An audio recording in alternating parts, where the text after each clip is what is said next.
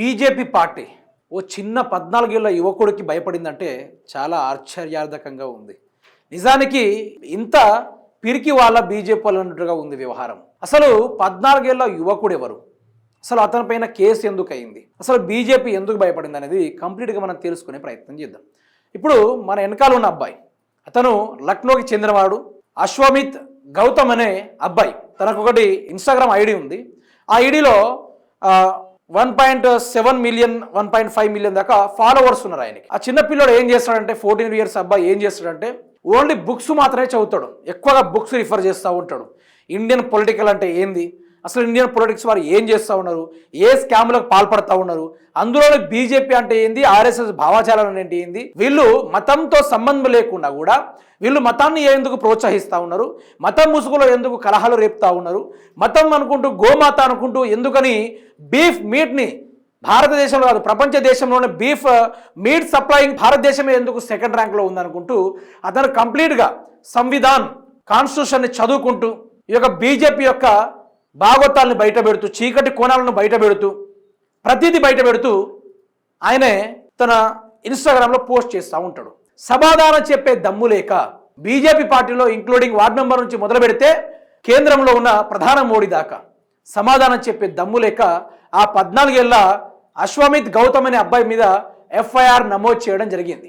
ఎందుకు చేశారు ఎఫ్ఐఆర్ నమోదు అంటే, అతను హిందువులకు అగెనిస్ట్గా మాట్లాడుతూ ఉండనుకుంటూ 14 ఏళ్ల యువకుల పైన అతను మాట్లాడింది ఈ భారతదేశంలో ఉన్న ప్రతి ఒక్క పేదరికం గురించి, బడుగు బలహీన వర్గాల గురించి, ఈరోజు ఉపాధి దొరకకుండా యువత ఏ విధంగా ఆగమవుతున్నారు, ఏ విధంగా రాజకీయ నాయకులు జల్సాలకు మొరలుతున్నారని ప్రతి వీడియో చేశాడు ఆయన.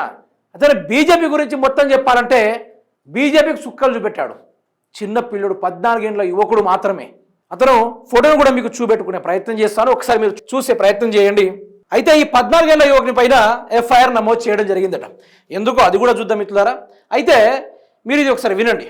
धर्म और पाखंड के नाम पर धंधा करने वाला ये बच्चा अंधविश्वास बेचता है और सरकार उसे सम्मान देकर राजगद्दी पर बिठा देती है। वहीं दूसरी तरफ विज्ञान की बात करने वाला ये लड़का पाखंड को चुनौती देता है, देश को आगे बढ़ाने की बात करता है और उसका इनाम क्या मिलता है उसे? सीधा एफआईआर। क्योंकि जिस देश में पाखंड को पुरस्कार मिले और सवाल पूछना अपराध हो जाए, वहाँ सच बोलना सबसे बड़ा गुनाह बन जाता है। अब आप बताओ, आप किसे सपोर्ट करेंगे? అయితే ఈ అబ్బాయి అసలు అతనికి పురాణాలు రావు, అదేవిధంగా అతనికి పూర్తి స్థాయిలో భగవద్గీత అంటే ఏందో తెలియదు, భగవద్గీతలో ఎన్ని శ్లోకాలు ఉన్నాయో కూడా తెలియదు. ఒకటే మాట రాధే రాధే అంటాడు. అట్లా అన్న ఆ అబ్బాయిని తీసుకెళ్ళి అవార్డులు, పురస్కారాలు, అతనికి స్పెషల్ కార్ల గిఫ్ట్లు, ఒకటి నేను చెప్తా, సనాతన ధర్మాన్ని అడ్డుపెట్టుకొని ఈ యొక్క బీజేపీ ఏం చేస్తుందో అనేది ఆ యొక్క అబ్బాయి పూర్తి స్థాయిలో వివరించిండు.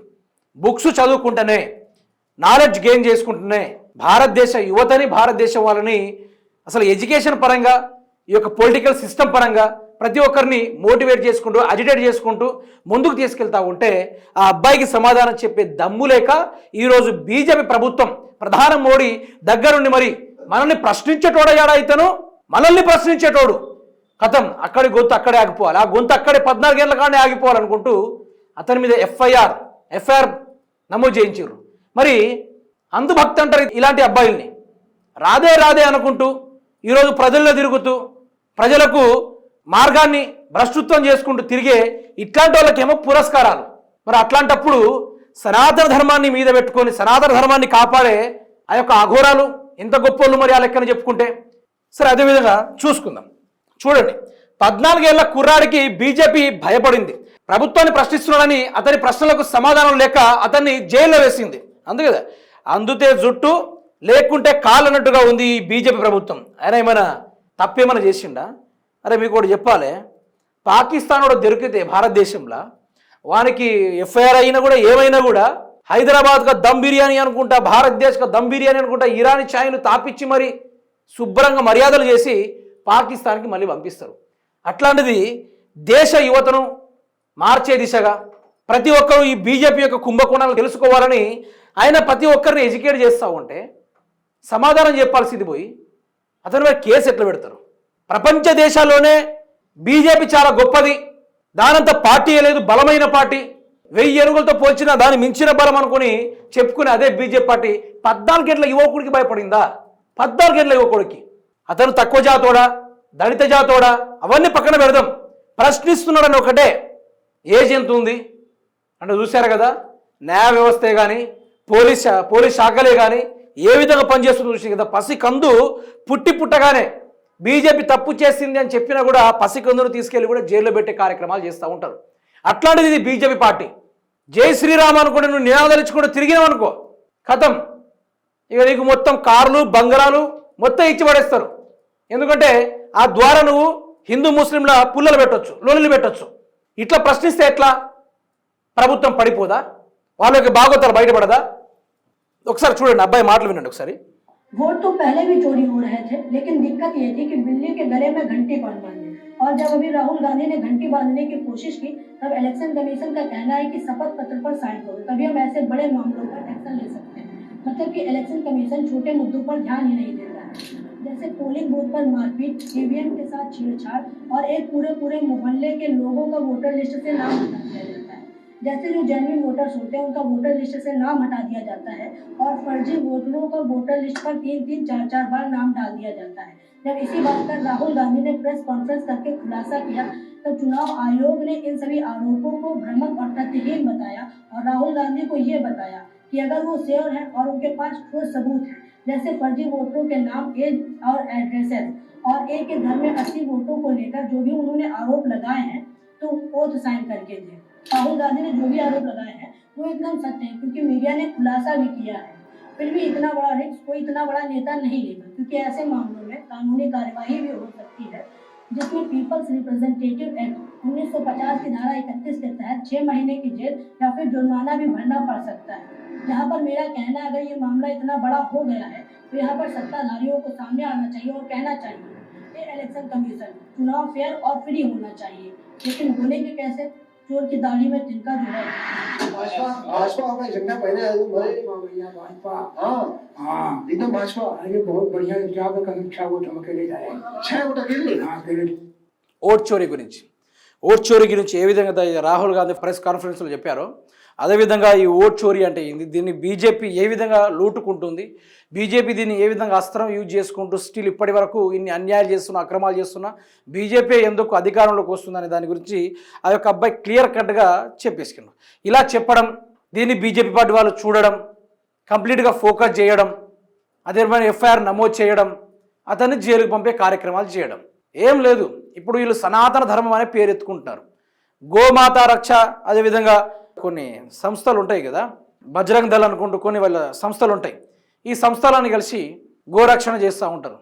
మరి గోరక్షణకి ఇంతగానం చేస్తున్నారు సరే, మరి గూగుల్లో కానీ ఏ దాంట్లో కానీ మీరు సెర్చ్ చేసినా కూడా బీఫ్ ఎక్స్పోర్టింగ్ కంట్రీ అని కొడితే, ఏ కంట్రీ ఫస్ట్లో ఉందని కొడితే సెకండ్ స్థానంలో వచ్చేది మనమే. బీఫ్ మోర్గా ట్రాన్స్ఫర్ చేసేది మనమే, ఎక్స్పోర్ట్ చేస్తున్నది మనమే, మన దేశమే. మరి బీజేపీ పార్టీ ఉంది కదా, గోరక్షణ కదా, మరి అట్లాంటప్పుడు ప్రభుత్వమే వాళ్ళది ఉంది, కేంద్రాన్ని ఊపేదే బీజేపీ. అట్లాంటప్పుడు ఆ గో సంరక్షకులు ఆ గోమాంసాన్ని ఎందుకు ఆపట్లేదు? మరి ఎందుకు ఆపట్లేదు? ఇవన్నిటిని ఎక్స్పోజ్ చేయడం వల్ల, ఈ ఓట్ చోరీని ఎక్స్పోజ్ చేయడం వల్ల ఆ అబ్బాయి లక్నోలో ఉంటాడు. లక్నోలో ఉండి చాలా చిన్న ఏజ్లో, ఆ ఏజ్లో ఏం చేస్తారు మన సైడ్ అయితే, ఇంకా కారు బొమ్మలు పట్టుకొని ఆడుతూ ఉంటారు 14 ఏళ్ళు వచ్చినా కూడా, లేకుంటే సెల్ చూసుకుంటూ అది ఫ్రీ ఫైర్ అది ఇది ఆడుకుంటూ ఉంటారు. కానీ అబ్బాయి చిన్నతనం నుండే కాన్స్టిట్యూషన్ చదవడం మొదలుపెట్టాడు, ఇండియన్ పాలిటిక్స్ గురించి చదవడం మొదలుపెట్టాడు. బీజేపీ యొక్క పూర్తి స్థాయిలో కుంభకోణాలని బయట తీసే కార్యక్రమం వైపుగా అతను చేశాడు. అతని ఐడి వచ్చేసి మీరు చూడండి 1.7 మిలియన్ ఫాలోయింగ్ ఉన్నారు, అతను ఫాలోవర్స్ ఉన్నారు. అతను చేసే కార్యక్రమం ఇదే. బీజేపీ ఏ విధంగా ఎక్స్పోజ్ చేస్తుంది, బీజేపీ కథ ఏంది, అసలు వ్యవహారం ఏందని దానిపైన కంప్లీట్గా అతను ఈ భారతదేశం ప్రతి ఒక్కరిని చైతన్యవంతం చేసే దిశగా ఆయన మాట్లాడుతూ ఉంటాడు. ధ్రువరాటి తర్వాత నిలబడింది అతనే. అంత చక్కగా, నీటిగా, పద్ధతిగా. ఇది కదా మార్పు రావాల్సింది. మరి బీజేపీ మరీ అంత అభిమానమా, అంత విచిత్రమా? సమాధానం చెప్పే దమ్ము లేదా బీజేపీకి? ఈరోజు చిన్న పిల్లడి పైన కేసు వేయడానికి సిగ్గు అనిపించట్లేదా? ఒక్కొక్కరికి చినిగిపోయింది కావచ్చు ఆయన వేసే క్వశ్చన్లకు, చిన్నపిల్లడు వేసే క్వశ్చన్లకు, 14 ఏళ్ళ యువకుడు వేసే క్వశ్చన్లకు చిరిగిపోయింది కావచ్చు. అలా చిరుగుతుంది, సీట్ ఎక్కడ చిరిగిపోద్దనే భయంతో అతనిపైన ఈ విధంగా కేసు బనాయించారు. సిగ్గు శరం ఉండాలి, కొంచెమైనా ఉండాలి కదా. అంత గొప్పోళ్ళు మన నరేంద్ర మోడీ గారు కావచ్చు, అదేవిధంగా బీజేపీ పార్టీ కావచ్చు, ఈ విధంగా రూల్ చేయడం బ్రహ్మాండం. 14 ఏళ్ళ యువకునికి ఇవ్వాల్సిన గొప్ప మర్యాద కూడా చాలా బాగుంది.